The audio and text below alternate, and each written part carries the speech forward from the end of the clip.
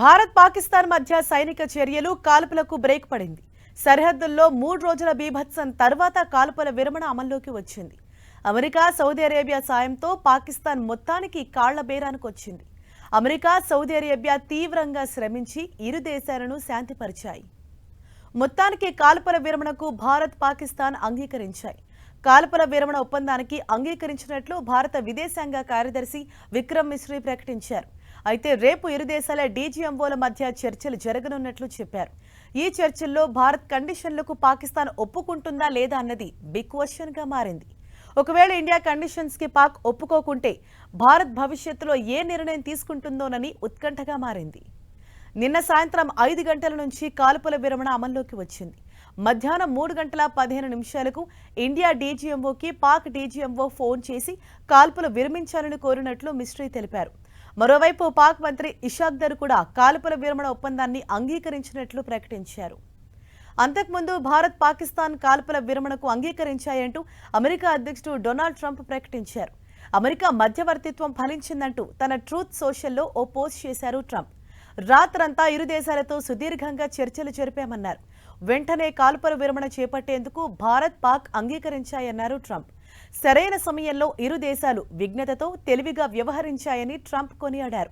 అందుకు ఇరు దేశాలకు ధన్యవాదాలంటూ ట్రంప్ తన పోస్టులో రాసుకొచ్చారు. అయితే ట్రంప్ పోస్ట్ చేసిన కాసేపటికే అమెరికా విదేశాంగ మంత్రి మార్కో రూబియో సైతం ఇదే తరహా ప్రకటన చేశారు. భారత్, పాక్ మధ్య కాల్పుల విరమణ ఒప్పందం కుదిరిందని పోస్ట్ చేశారు.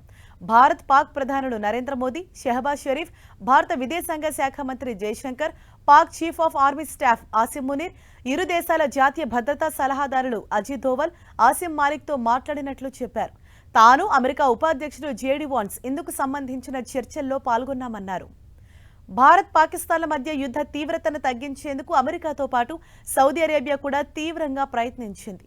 భారత విదేశాంగ శాఖ మంత్రి జయశంకర్తో పాటు పాక్ విదేశాంగ శాఖ మంత్రితో విడివిడిగా ఫోన్లో మాట్లాడారు.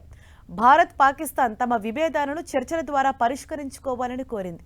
అలాగే శాంతియుత వాతావరణంలో చర్చలు జరుపుకోవాలని G7 కంట్రీస్ కూడా పిలుపునిచ్చాయి.